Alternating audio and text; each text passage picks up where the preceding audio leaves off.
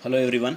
आज की वीडियो में हम जानेंगे बैंकिंग ऑफ द रोड और व्हीकल ऑन बैंक रोड के बारे में। तो सबसे पहले हम इसमें देखेंगे कि बैंकिंग ऑफ रोड मीन्स क्या होता है। सो बैंकिंग ऑफ रोड क्या है? ये एक प्रोसेस है in which a curved road surface is tilted with horizontal surface with some angle theta is called as banking of road। तो बैंकिंग ऑफ रोड क्या है? बैंकिंग ऑफ रोड एक process है जिसमें हम जो हमारा कर्व सर्कुलर रोड जो है उसको टिल्ट करते हैं, थोड़ा टेढ़ा करते हैं with respect to horizontal surface. Okay, और जब टेढ़ा करते हैं तो किसी एंगल से हम उसे थोड़ा टिल्ट करते हैं। ओके, थोड़ा मोड़ते हैं। सो टिल्ट मीन्स टेढ़ा करना या फिर मोड़ना। तो एक एंगल थीटा से, उसे ही हम एंगल ऑफ बैंकिंग कहते हैं। तो फॉर एग्जांपल इसके पहले हम इसके बाद हम पहले हम कर्व रोड सरफेस के बारे में पढ़ चुके हैं, हॉरिजॉन्टल कर्व रोड सरफेस के बारे में पढ़ चुके हैं, जो कि कुछ इस तरीके का होता है। ओके, और जब हम उसे ये तो ऊपर से हो गया वेव। अब जब हम उसे साइड आगे से देखेंगे तो ये कुछ इस तरीके से होता है। मैं आपको समझ लीजिए, ये हो गया हमारा हॉरिजॉन्टल सरफेस, मतलब हमारा अर्थ सरफेस हो गया ये। और इसके ऊपर हम रोड बनाएंगे तो रोड का जो सरफेस रहेगा वो इसके ऊपर आएगा। तो हॉरिजॉन्टल जो भी हमारा ये हो गया हमारा रोड सरफेस। ओके, तो यहाँ पे आप देख सकते हैं कि आपका जो रोड सरफेस है कर्व हॉरिजॉन्टल रोड में जो रोड सरफेस है वो पैरेलल था आपके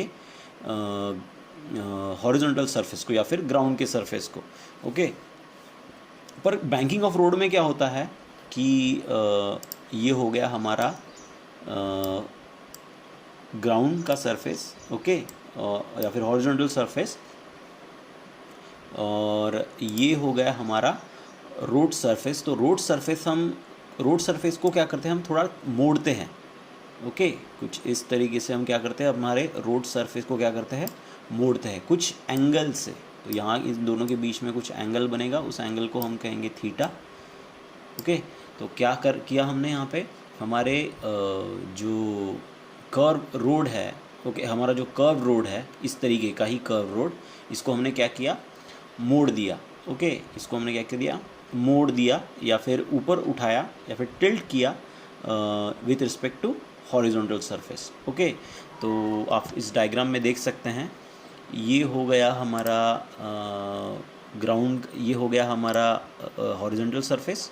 ओके, यहाँ पर ये हो गया हॉरिजॉन्टल सरफेस, और ये हो गया हमारा कर्व रोड सरफेस। ओके, ये हो गया हमारा कर्व रोड सरफेस। ओके, ये हो गया हमारा कर्व रोड सरफेस। तो यहाँ पे हमारा कर्व रोड सरफेस थोड़ा सा टिल्टेड है या फिर थोड़ा मुड़ा हुआ है या फिर ऊपर उठा हुआ है with edge compare to horizontal surface, और दोनों के बीच में एक एंगल बना है, ये थीटा।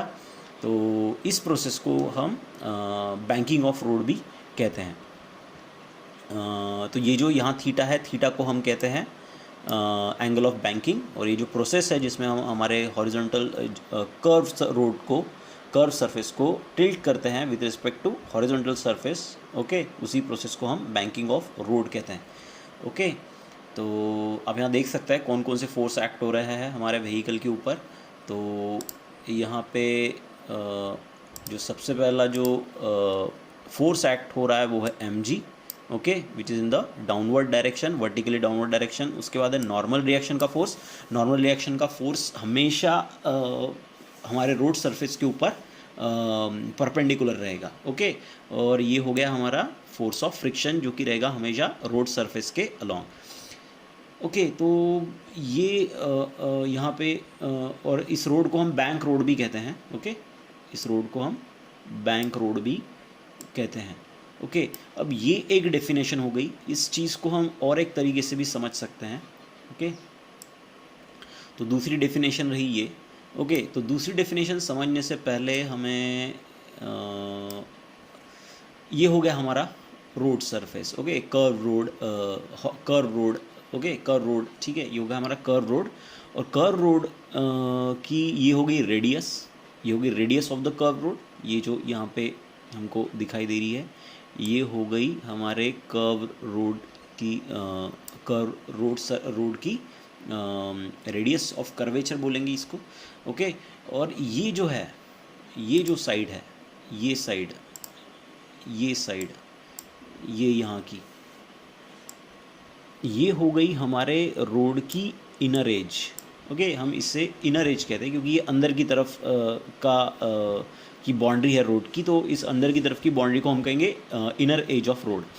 और ये उसी तरीके से ये हो गई हमारी outer edge of the road. तो inner edge of the road, outer edge of the road, ये दोनों चीज़ें आपको ध्यान में रखना है। इसी के ऊपर से हम हमारी बैंकिंग ऑफ रोड की दूसरी डेफिनेशन बनाएंगे। तो अब यहाँ पे आप देख सकते हैं इस डायग्राम को, तो यहाँ पे हमारा व्हीकल है और ये हो गई हमारी इनर एज, ये हो गई हमारी आउटर एज। तो हम क्या कर रहे हैं यहाँ पे, हमारी आउटर एज को इनर एज के मुकाबले हम रोड सरफेस से ऊपर उठा रहे हैं। ओके, या फिर एलिवेट कर रहे हैं, इसे कहेंगे आप, एक तो रेज करना या फिर एलिवेट करना। ओके, तो यहाँ पे तो इस प्रोसेस को भी हम बैंकिंग ऑफ रोड कह सकते हैं। तो देखिए यार definition, the process in which outer edge of the curved road is raised through certain angle और inclination भी कह सकते हैं हम उसे। तो यहाँ पे क्या कर रहे हैं, ऐसी प्रोसेस जिसमें हम क्या कर रहे हैं, हमारे outer edge of the road को क्या कर रहे हैं, रेस कर रहे हैं through certain angle. Okay okay, कहाँ से, फ्रॉम हॉरिजॉन्टल सरफेस से, फ्रॉम हॉरिजॉन्टल, ये जो हॉरिजॉन्टल सरफेस है इससे हम इसको क्या कर रहे हैं, आउटर एज को रेस कर रहे हैं थ्रू सर्टन एंगल। इसी प्रोसेस को हम कहते हैं बैंकिंग ऑफ रोड, और जो हमारा रोड है उसे कहते हैं हम बैंक रोड। तो ये दो डेफिनेशन हो गई, तो दोनों में से जो आपको इजी लगे आप उसे ध्यान में रख सकते हैं। ओके, दोनों डेफिनेशन बिल्कुल बराबर है, अलग अलग परसेप्शन से दोनों डेफिनेशन हमने बनाई हैं। ओके, तो इसके बाद नेक्स्ट टॉपिक है हमारा necessary of banking of road, necessary of banking of road. So banking of road करने की क्या ज़रूरत है, हमें कि अपने रोड को बैंक करने की क्या ज़रूरत है। इसके पहले हम हॉरिजॉन्टल रोड के बारे में पढ़ चुके थे। ओके, तो हॉरिजॉन्टल रोड में क्या देखा था हमने कि हमारा ये ग्राउंड सरफेस था। ओके, और ग्राउंड सरफेस के ऊपर, ये था हमारा ग्राउंड सरफेस और इसके ऊपर ही हमारा रोड सरफेस जो था, इसके ऊपर हमारा रोड सरफेस था। तो जो हमारा हॉरिजॉन्टल कर्व रोड था वो बिल्कुल पैरेलल था हमारे हॉरिजॉन्टल रोड का जो सरफेस, हॉरिजॉन्टल कर्व रोड था उसका जो सरफेस था वो बिल्कुल पैरेलल था हमारे ग्राउंड सरफेस को या फिर अर्थ सरफेस को। तो इसे हमने हॉरिजॉन्टल कर्व रोड कहा था। तो हॉरिजॉन्टल कर्व रोड में क्या होता है कि हॉरिजॉन्टल कर्व रोड में जो भी सेंट्रीपिटल फोर्स होता है वो प्रोवाइड करता है फ्रिक्शनल फोर्स। वो प्रोवाइड करता है कौन, फ्रिक्शनल फोर्स ओनली। ओके, तो जब भी हमारा रोड कर्व हॉरिजॉन्टल रोड के ऊपर मूव होता है तो वहाँ पे सेंट्रीपिटल फोर्स प्रोवाइड करता है, नेसेसरी सेंट्रीपिटल फोर्स प्रोवाइड करता है फ्रिक्शनल फोर्स। ओके, तो जो भी आपके व्हीकल की जो भी वेलोसिटी है वो निर्भर करेगी किसके ऊपर, जिस भी वेलोसिटी के साथ आपका जो व्हीकल है इस कर्व हॉरिजॉन्टल रोड के ऊपर से मूव करेगा। ओके, तो जो भी वेलोसिटी रहेगी आपके व्हीकल की, ओके, तो वो निर्भर करेगी इस फोर्स ऑफ फ्रिक्शन के ऊपर जो आपके रोड के सरफेस और टायर्स के बीच में है। जो भी आपके रोड के सरफेस और टायर के, ये समझ लीजिए ये हो गया हमारा व्हीकल। ओके, ये हो गया हमारा व्हीकल, ये हो गई इसके टायर्स। ओके, और ये रोड सरफेस। ओके, तो ये हो गया हमारा रोड सरफेस। ओके, तो इन टायर्स के सरफेस और रोड सरफेस के बीच में जो भी फ्रिक्शन है वो जितना ज़्यादा होगा उतना ज़्यादा सेंट्रीपिटल फोर्स प्रोवाइड होगा हमारे व्हीकल को जब वो मूव होगा कर्व हॉरिजॉन्टल रोड के ऊपर। तो यहाँ देखिए हमने क्या दिया हुआ है नेक्स्ट पॉइंट में कि in order to increase the speed of vehicle on curve horizontal road we have to increase the friction between the tyres and road surface.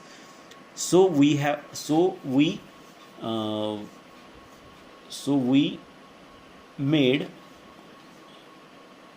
एक minute, okay, so we, so ये we की ज़रूरत नहीं है यहाँ पे, ओके।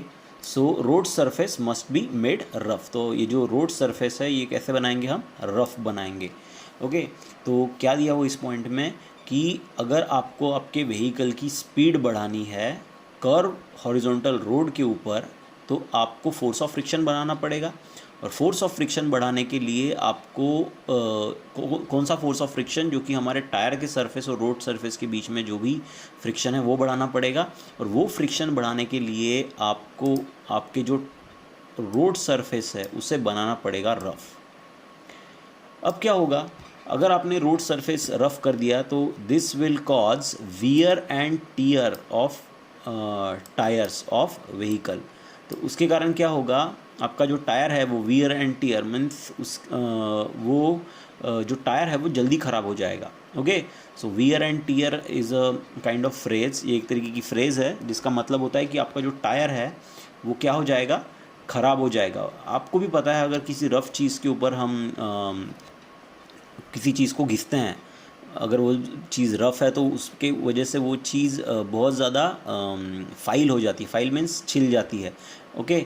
तो same हमारे जो टायर हैं, जब वो रफ़ रोड सरफेस के ऊपर मूव होंगे तो वो टायर जल्द से जल्दी वॉर्न आउट हो जाएंगे या फिर बेकार हो जाएंगे, ओके। तो अगर आपको व्हीकल की वेलोसिटी बढ़ानी है कर्व हॉरिजॉन्टल रोड के ऊपर, तो रोड सरफेस को रफ बनाइए, जिसके कारण क्या होगा, आपकी गाड़ी के टायर जल्दी ख़राब हो जाएंगे, ओके। तो अब इसका मतलब क्या हुआ, आगे की पॉइंट में देखते हैं। सो ठीक है, हम एक ये भी बात मान लेते हैं कि हाँ, हम टायर ख़राब होने से हमें कोई प्रॉब्लम नहीं है। तो आगे देखते हैं और क्या पॉइंट है कि हम फ्रिक्शन फोर्स के ऊपर भरोसा नहीं रख सकते सेंट्रीपिटल फोर्स प्रोवाइड करने के लिए हमारे व्हीकल को कर्व रोड के ऊपर जब उसकी मोशन होती है। जो फ्रिक्शन फोर्स है is not always reliable as a force of friction decreases when roads are wet due to rain और oily due to fall of oil from vehicle. अगर समझ लीजिए कि आप हमारा जो फ्रिक्शनल फोर्स जो है ये हमेशा रिलायबल नहीं होता। रिलायबल मीन्स भरोसे वाला नहीं होता। क्यों नहीं होता? क्योंकि क्या होता है कि जब आपके रोड के ऊपर बारिश में पानी गिरता है, रेन के कारण जब पानी गिरता है या फिर ऑयल स्पिल होता है उसके ऊपर या फिर ऑयल फॉल होता है, किसके कारण? व्हीकल्स के कारण, तो आपके रोड का फ्रिक्शन फोर्स अपने आप ही कम हो जाता है, ओके। तो पानी गिरा या फिर ऑयल गिरा रोड के ऊपर, रोड का फ्रिक्शन फोर्स ख़त्म। तो वो जितना आपको सेंट्रीपिटल फोर्स चाहिए उतना प्रोवाइड नहीं कर पाएगा। तो फोर्स ऑफ फ्रिक्शन रिलायबल नहीं है, ओके। तो अगर आपको फोर्स ऑफ फ्रिक्शन नहीं मिला रोड के ऊपर due to lack of force of friction, vehicle will not get sufficient centripetal force and they thrown out tangentially outward। अगर आपके व्हीकल को सफिशिएंट अगर सेंट्रीपिटल फोर्स जो है फ्रिक्शन फोर्स के कारण, सेंट्रीपिटल फोर्स जो प्रोवाइड कर रहा है हमारा यहाँ पे फोर्स ऑफ फ्रिक्शन या फिर स्टैटिक फ्रिक्शन, ओके।